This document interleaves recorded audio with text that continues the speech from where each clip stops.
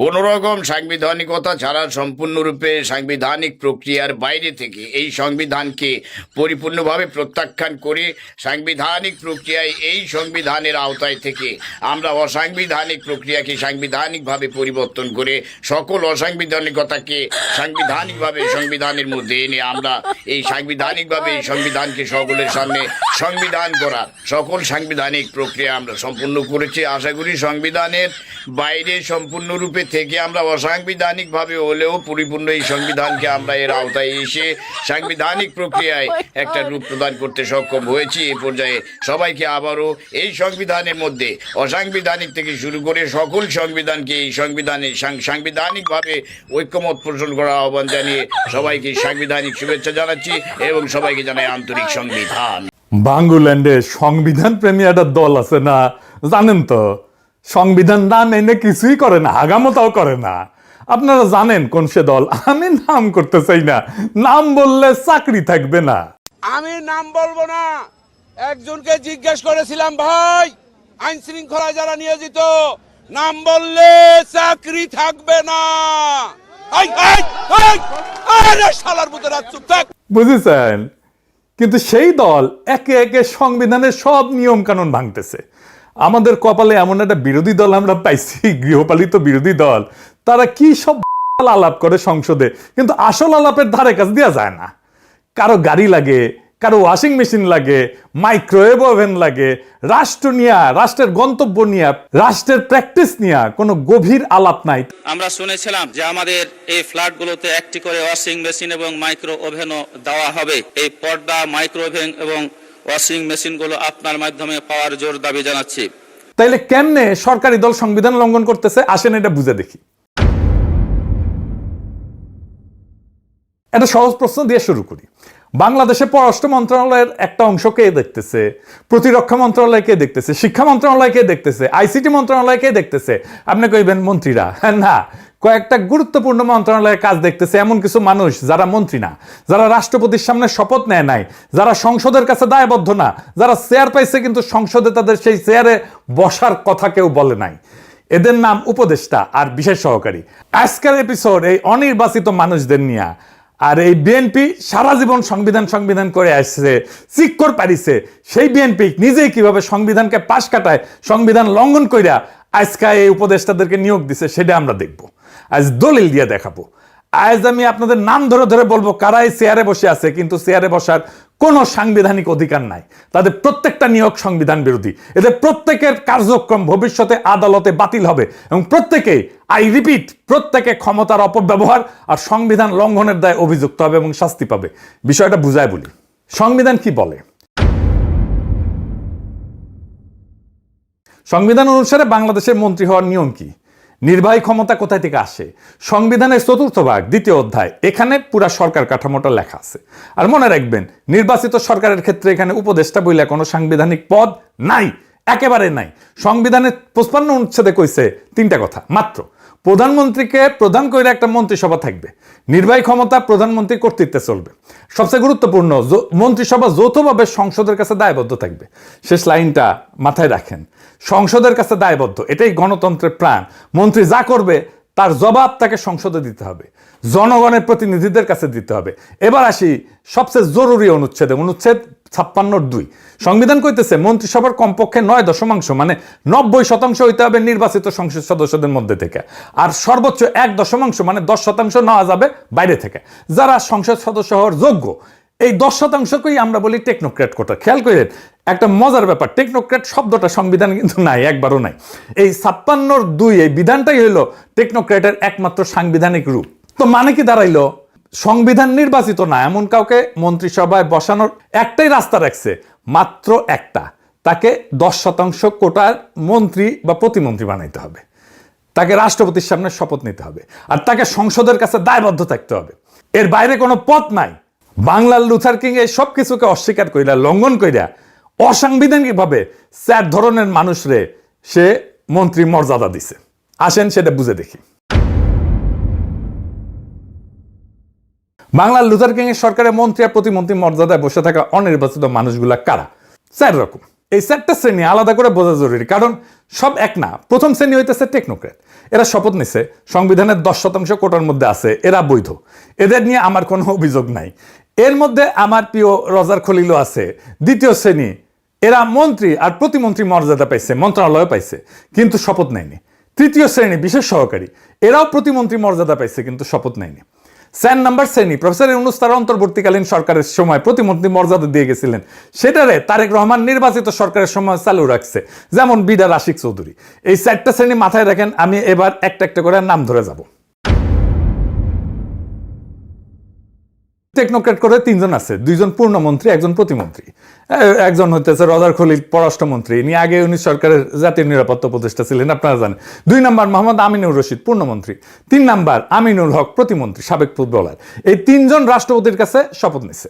সংবিধানের 56 2 কোটার মধ্যে এই 3 জন পড়ে। 3 জন মানে 49 সদস্যের মন্ত্রিসভার 10% নিচে, সম্পূর্ণ বৈধ। এদের নিয়ে আমার কোনো প্রশ্ন নাই, কোনো অভিযোগ নাই, বরং বলবো এটাই সঠিক পথ। সংবিধান যে রাস্তা দেখাইছে, এরা সেই রাস্তায় আসছে, কিন্তু এখন আসছে আসল কাহিনী। যারা এই রাস্তায় আসেনি, সংবিধান ভাঙছে, তারা কারা? যারা শপথ নেয়নি অথচ মন্ত্রণালয় পাইছে, পুরা 10 জন উপদেষ্টা, মন্ত্রী আর প্রতিমন্ত্রী মর্যাদা, আসেন নাম ধরে শুনি।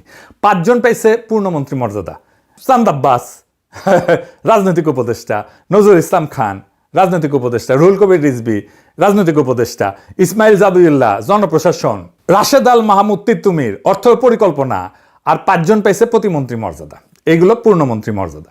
হুমায়ুন কবির পররাষ্ট্র মন্ত্রণালয়, দুর্যোগ ব্যবস্থাপনা, ত্রাণ আর বেসামরিক বিমান পরিবহন। ব্রিগেডিয়ার জেনারেল অবসরপ্রাপ্ত শামসুল ইসলাম, প্রতিরক্ষা মন্ত্রণালয়। কশা Zahed, policy and strategy. Mahdi Amin, শিক্ষা এবং প্রবাসী কল্যাণ, শ্রম এবং কর্মসংস্থান। রিয়ান আসিফ আসাদ, ডাক, টেলিযোগাযোগ, আইসিটি, বিজ্ঞান এবং প্রযুক্তি। পররাষ্ট্র, প্রতিরক্ষা, শিক্ষা, আইসিটি, অর্থ পরিকল্পনা, এগুলো কি পরামর্শদার মন্ত্রণালয়?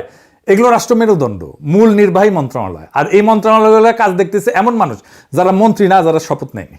এবার তৃতীয় শ্রেণী,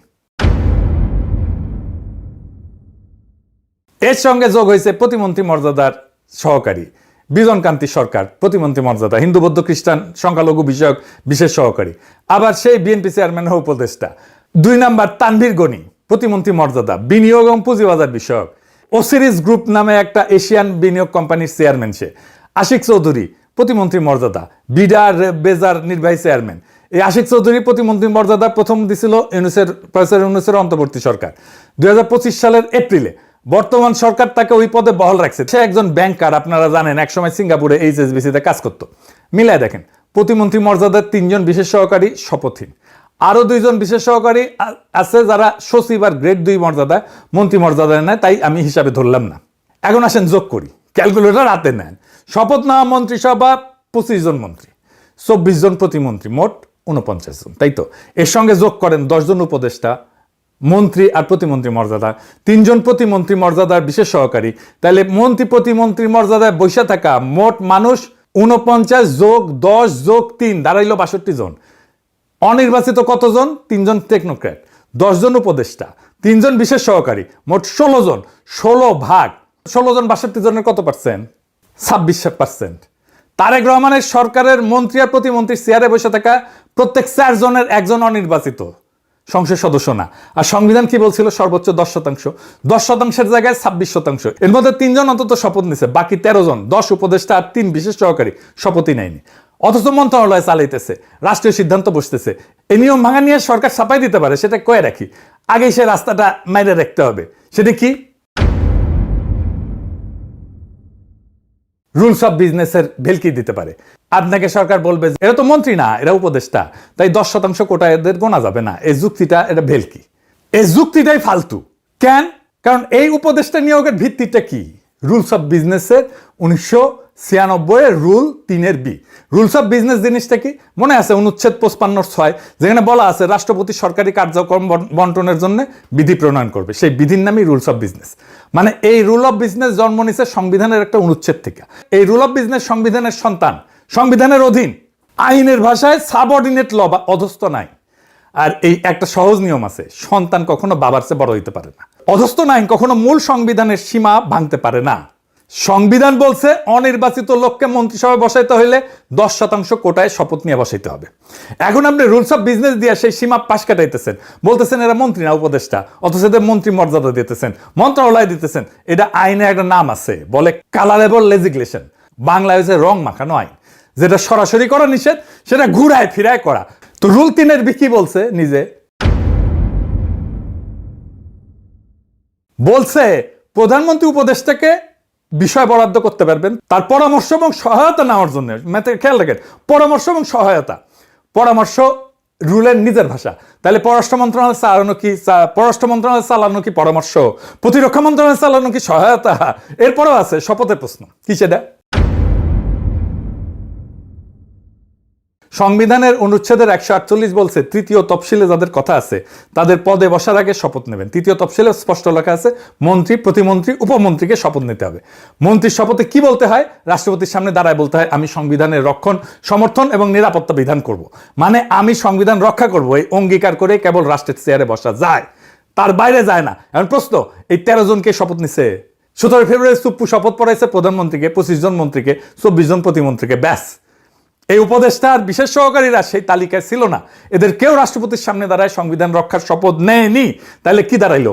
যিনি সংবিধান রক্ষার শপথ নেয়নি তিনি সংবিধানের নামে রাষ্ট্রের মন্ত্রণালয় চালাইতেছেন।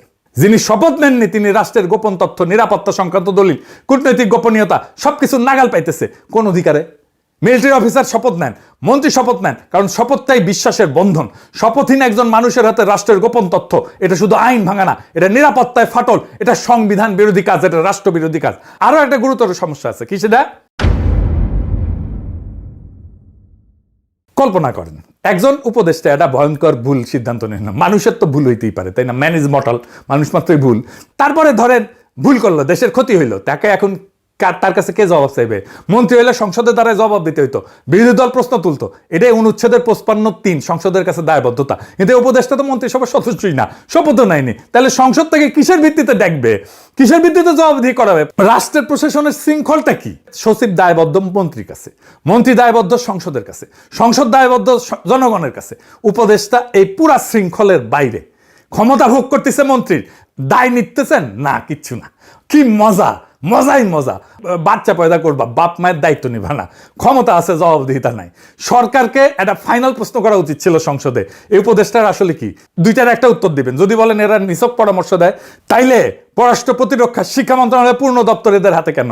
পরামর্শদাতাকে তো মন্ত্রণালয় বন্টন করা যায় না, পরামর্শদাতাকে কেন মন্ত্রণালয় বন্টন করে গেজেট করতে হইলো?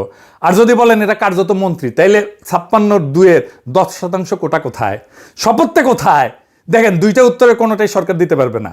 বেরোনোর কোনো দরজা নাই। কিন্তু নাসিরউদ্দিন হজ্জার 2 কেজি মাংস কিনে আনিছিল বাসাত।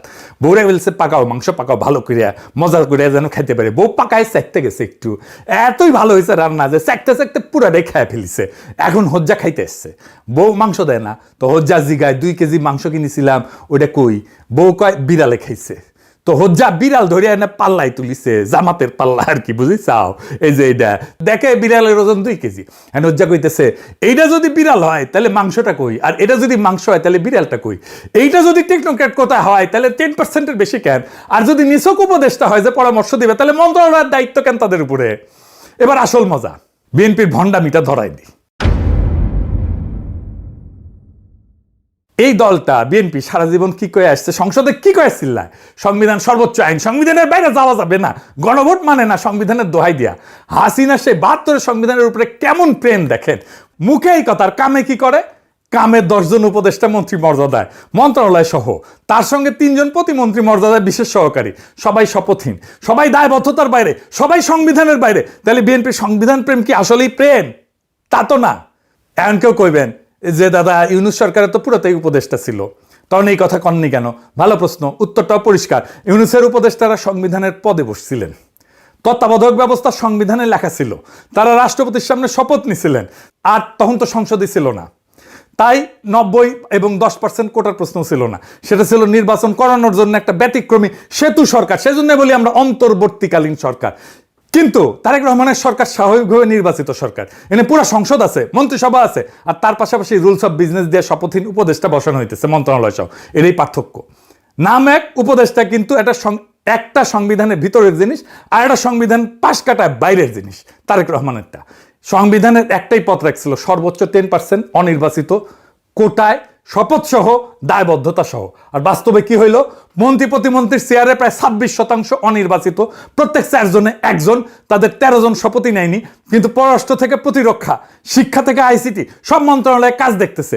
রুলস অফ বিজনেস নামের একটা অধস্তন আইন দেয়া সংবিধানের সীমা লঙ্ঘন কইরা পাশ কাটায় উপদেষ্টা বসানো হয়েছে।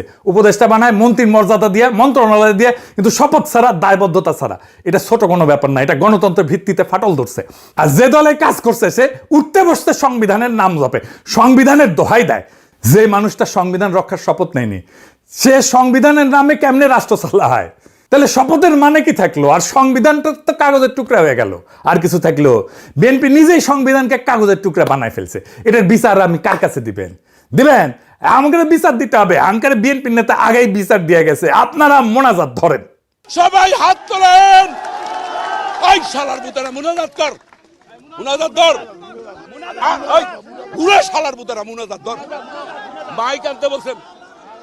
আল্লাহ তোমার কাছে বিচার দিলাম,